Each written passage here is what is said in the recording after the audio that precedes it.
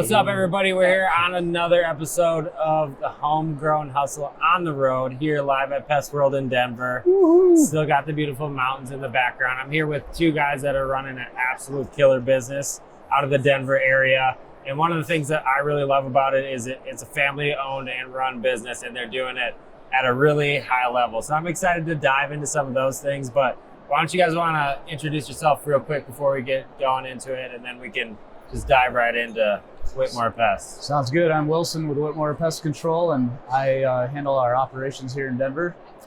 And I'm Richard Christner with Whitmore Pest and Wildlife Control. I oversee our lead generation area, our sales area, and then also our finance area, as well as we operate on a hybrid model of EOS, and I function as the integrator within that model. For sure. So I'm going to dive right into it. So one of the most unique things I think about your business is you're both it's family owned and run, right? Your last name's not Whitmore. You guys purchased this business, right? And then you scale it after that. Let's talk a little bit about that. Like, what's the history behind it?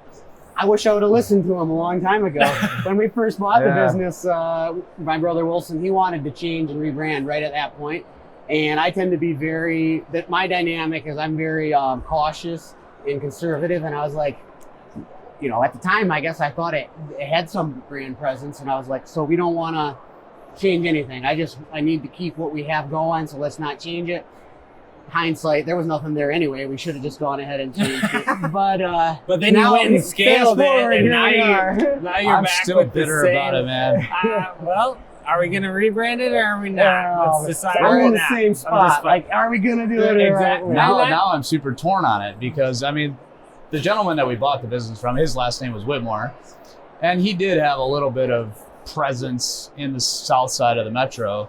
And, we're still friends with him today. And, he kind of likes the fact that we carried on he feels the legacy of his name. But now the question is, do we rebrand at this size and what that would mean? We've had those talks. We talked about that a little bit. Yeah. But, so I want to talk about like the actual, what drove the decision around purchasing a pest control company in Denver? Because your family's not from Denver. Sure. Right? Is it just that high level strategy where Pops is like, this is what we're doing for the future? Wilson will probably have some thoughts on that, but my perspective of how that all went down is, 2011, the economy was pretty bad everywhere, especially in northern Michigan where we were all from. And so, but we all kind of wanted to be in business together. We just knew that, my dad, my brother, and I. And so my brother had been in pest control for some time, knew about the opportunity in the industry. We put our heads together. 2011 was terrible, especially in northern Michigan. Dad didn't really have much work. Hey, decided we're going to do pest control. Explored a business that Wilson was working with at the time to see if there was opportunity there, and there just wasn't any. So then we started looking outside of the area. And Wilson knows more about this because he's the one that found it, but we basically found a business on Craigslist and then flew out.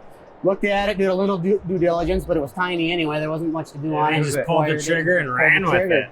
Yeah. Yeah, that's basically, how it happened. What, stimulated the idea was I was doing route work and I realized how much money I was producing every day. And it was significant. And so it took a while, years actually, to realize that the way you grow a business is you not running a route and continuing on with that. Because at first I was just like, well, look, I'll just do this myself. And then all of a sudden you're older and you realize you can't work, at that level for that long. But going back to the decision to move here, it just, like you said, didn't work out with that particular business. And then it was quite the story getting here. It was really... Let's talk about it. I had a car that I owned free and clear, sold it, bought our first service vehicle, and hindsight, probably should have bought one in Colorado so it wasn't rusty. Then he had some money and some expertise, and my dad had a lot of time and some expertise. And my dad and I just packed up everything in that truck one day and set sail for Colorado. We get, 18 hours in or something. Like we call him. West Nebraska or something. Yeah. Right? Well, first off, we ran out of fuel. I was sleeping. My dad was driving. He knocks on an Iowa farmer's door for some fuel. Then truck broke down, no money, zero money to fix this thing. So that's kind of what I brought to the business a little bit, as I stayed behind you working got a the day money. job. Yeah, he's money Like, dog. I'm not getting in that truck. So, hey, let's spend this on the credit card, Yeah. right? So we get that taken care of and then continue on. Yeah, But, I mean, and I fixed that thing in like some McDonald's parking lot, laying on the dirt. And we finally got out here, and the living situation, like, you know, we didn't know anything what we were doing. Got an extended stay hotel. And then there was some back and forth. I went back and I actually worked a little bit longer for that individual that I was working for. And my dad kind of did operations, and he was completely green in pest control. He did not know pest control. He knew construction. Jeez. So there was a lot of phone calls back and forth. And then Just figuring it out. Just as a family. bootstrapping it, bro. bootstraps, 100%. I'm sitting at my day job at a commercial bank. I get this call from my dad. Hey, the phone was ringing. Now it's not ringing. What do we got to So do? you all went through this like evolutionary process of becoming business owners kind of together, Sure. For right? sure. Because of the partnership and how you have it all structured. So what do you guys know now that you wish you knew when you first started and came down to Denver? You go first. Well, there's You're a still not lot. in Denver, so Yeah, I You know, can right? edit out this slow timestamp here, right? If I could go back, I would not be nearly as conservative as I was. I would what do you mean? Tell me what you push, mean. or I would ask my co-owners to push me harder and be like, hey, bro, you know, don't always see the worst in everything that can happen. That's what bankers do, bro. That's what bankers do, yeah. And so I've had to grow a lot personally there as we've grown. But I think we could have gone from where we were then to where we are now a lot faster if it wouldn't have been some of that. So that's some of the growth that I've had to experience. Other things that we would have done differently. I mean, a lot of things differently. We would have done different things in sales. We would have done different things in generating leads. But you don't know what you don't know, right? Yeah. So you just kind of figure it For out. sure. How are you? I think one of the, probably in hindsight, would probably not have been trying to just do everything. Just maybe focus a little bit on something and do that well. I mean, we were hungry, so it was just like, okay, yeah, we'll wake up at 3 a.m. and go do this for like $200. I mean, now really don't consider that Probably as not going to be getting up no, at 3 in the no, morning. not gonna do that. So yeah, it's been a hell of a learning experience. So what were the how long's the period been since you guys bought it and So started? it's been about almost 14 years now. Bought it in 2011. So what were like the problems like in those first few years, and how did you solve those versus like how are you doing it now? Sure. Well, the problems, you know, I was less in the operation field, more nights and weekends, day job. I mentioned I got phone calls at, on lunch or at the bank. Then on lunch break, I'd go try to figure out what are we going to do to generate leads. So those early days were a lot about how do we generate leads, and what's our strategy going to be there. So what did you figure out? Figured out that we make a lot of mistakes and spend a lot of money just listening to a sales pitch from somebody on SEO, website shit, you know, stuff like that. That's what they do. I Yeah. mean, that's what it's about. Like their job is to sell packages to us, right? Learn how to ask good questions. I wish I would have learned that way sooner. But so the thing about that is if you actually step back and look at like the sales process that you get put through with these, like you can learn a lot from how these tech companies run their sales process. Yeah. They're like really freaking good at it. I 'cause do that's that what they now, are. actually. Like somebody will want to call, I'll be like, I'm not moving, but yes, let's have a call. Yeah, I And want they're to like, learn something. why from are we you. here? I was like, so I can learn your sales process. Yeah, You know? exactly. That's kind of what I want. Yeah. So, Whitmore, you guys have been doing this for a while. You're really catching stride, and I feel like you guys do a good job at like using each other's strengths, and like understanding that about each other. Do you guys have conversations like around that, or is it just kind of this like telepathy that goes back and forth around it? I'll take this we navigate question. the same stuff in our business at Abracadabra because I've got siblings too. I know how it is. Well, early on, there was certainly more stress in conversations and talking through things. And we actually got some coaching and personal coaching individually as well to learn how to work with each other and then understanding each other's personalities, what what clicks, how not to talk to somebody. I mean, that also goes for just pretty much anyone. Process? Did you guys like see the need and we saw say like, hey, we don't want our family to implode because of this? We're going to get in front of it. We did decide to get in front of it, and then immediately saw the results of it. And then, so one way that you know, obviously there was the interpersonal relationship side of things that you struggle with a little bit, and you could just sense it in the tension. But a way you could see it manifest itself just in other general areas in the business, is revenue plateaus. Like, okay, we're tiny at the time anyway, but you hit 250,000 in revenue, and then you can't break through that. Well, why can't we? Well, we can't figure out how to work together to break through to the next level. So certainly there's the, hey, like, you can't get along with so-and-so, but there's also the actual number side of things that it manifests in, which is, I mean, I don't like to be just all about the numbers, but that's just how I am. So that's kind of what you bring to the table here, man. Yeah. So we need you to do that. We never flipped any tables or got that crazy, but you know, it was definitely. I mean, so how do you make sure that there's still alignment for everybody to like stay happy and have your family healthy? Because that's what it's all about, right? You guys got in it together. You want to keep it that way. Yeah. Well, it's what he said this morning. Were you in the general session? No, why you put me on the spot like that? Yeah. Okay, so, what was his name again? Justin Forsett. Yeah, I mean, you know, basically now it's, you know, managing the controllables. And one of them is, the last one is communication. And that's the big one. You just really have to communicate. And for me personally, it's been, you got to communicate quite honestly. I mean, you got to, even if you can't control the reaction somebody else has by what you say, but knowing that you can trust the other person to give you time to process what they said to you, and you give them time to process what you said to them, and then you come and you process through it without it, you know. I would say intentionality is a big part of trying to make family business work. Like, so many just blow up, and you know, spending the time saying, hey, here's what I want, here's what you want, and also just, you know, we're family, so you can kind of do it naturally, but like, we're going to be okay no matter what. There's a lot of families out there, right? And a lot of families that try to do it, but I can tell just by interacting with your family and visiting your home that like your parents invested a lot into that within you all as like a family unit early on. Because I know like the investment my parents made into my siblings and myself, that's what's allowed us to have the success. The coolest part about it for you guys is they're like part of that success with you, right? Yeah, that is really cool. And I think that that's super unique. And also like there's a lot of selflessness that has to go into that, because where most families explode is the ego's too big, or they care more about money than they do their family member. And that's where it just goes this other direction. But the continuity that you all have, like it's actually mind blowing because it's so interwoven. And I think it's a superpower you really have, because now you have that many people bought into the same direction.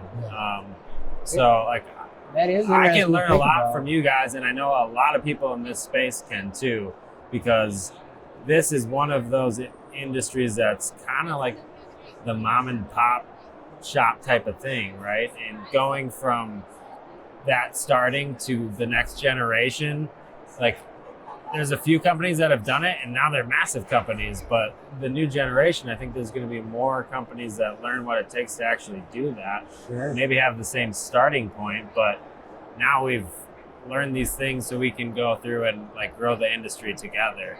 And you guys are a great example of that. Really you are. Probably like overly humble, which, I mean, that's not a bad thing. Comes with its weaknesses and its strengths. I mean, that's what I'm here for, right? Yeah, right. Yeah. Where's that line between humbleness and self-promotion? Yeah, we can talk about that offset maybe. So tell us a little bit about like how you've evolved to kind of serve the need that your customers have as you've learned about the Denver market altogether. Go first on that one. Well, you know, it's obviously been a journey there. Like Wilson was mentioning earlier, right? Like we came out, we were hungry, we needed any revenue we could get, right? So we're just figuring it out, doing anything. Probably should have been a little more selective. For sure, should have been more selective. So I think our don't mindsets. do snow plowing.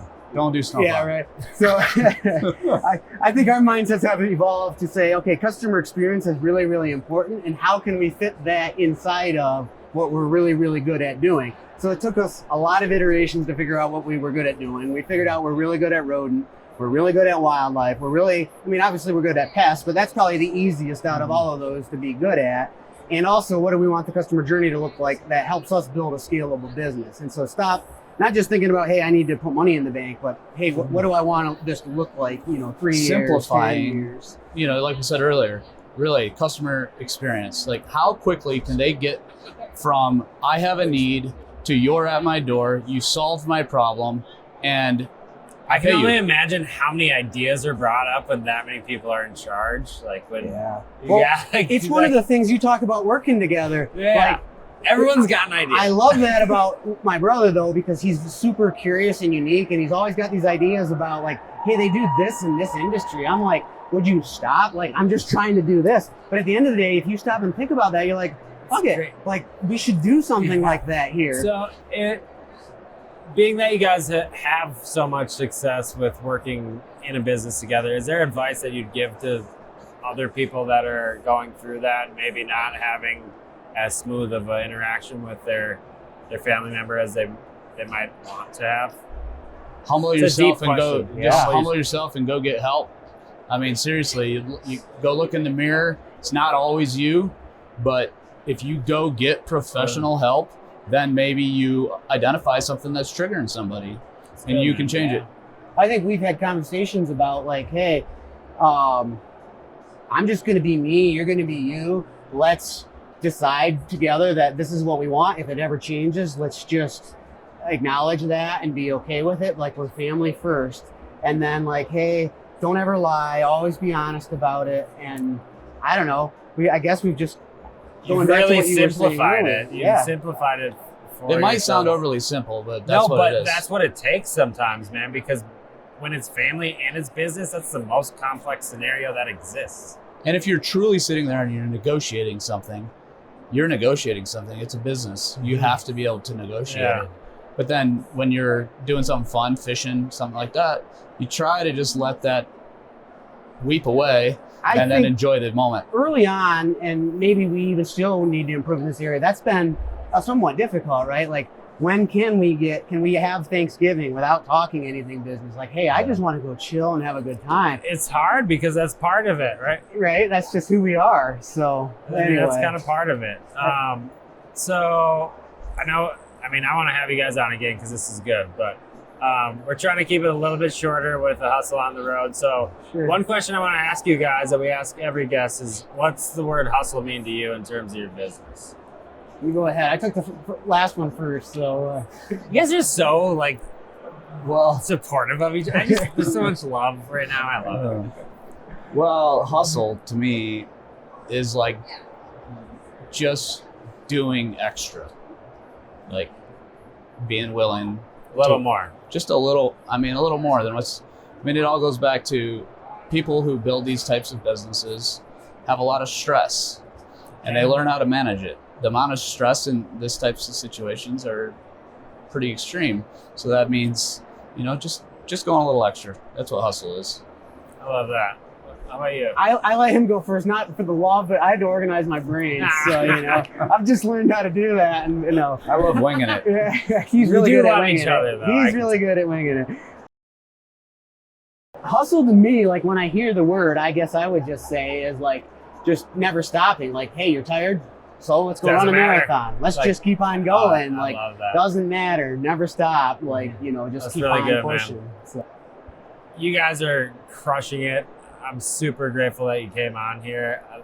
I couldn't have a better setting for it, really. Maybe the sun in my eyes a little less, but for those who are listening to this that are in Denver, what's the best way for them to get in contact with you? So you can just reach out to, edit this, but how do you want to do that? 303-683-9283. Hit them up. info@whitmorepestcontrol.com. Wilson's really active on socials. I'm a little less. Don't get offended. Yeah, if you're a business owner and you got questions, just reach out on social, Facebook, Instagram. I even have a TikTok channel. So just find me, Google my name, and it'll all pop up. There you go. We'll try to include all that here below. Thanks again, guys, for coming on the Hustle on the Road. Appreciate y'all watching. Have a good rest of your day. Woo! All right. Solid. Thank you, Now man. do we pop your Thank you. cherry now? Now you have your first right. one. Thanks again for joining us on Homegrown Hustle. Our local business community thrives because of the brilliant leaders right here in our backyard. And it's been an absolute privilege to provide them with a platform to share their invaluable expertise. Stay tuned for more insight, wisdom, and inspiration from our local business champions.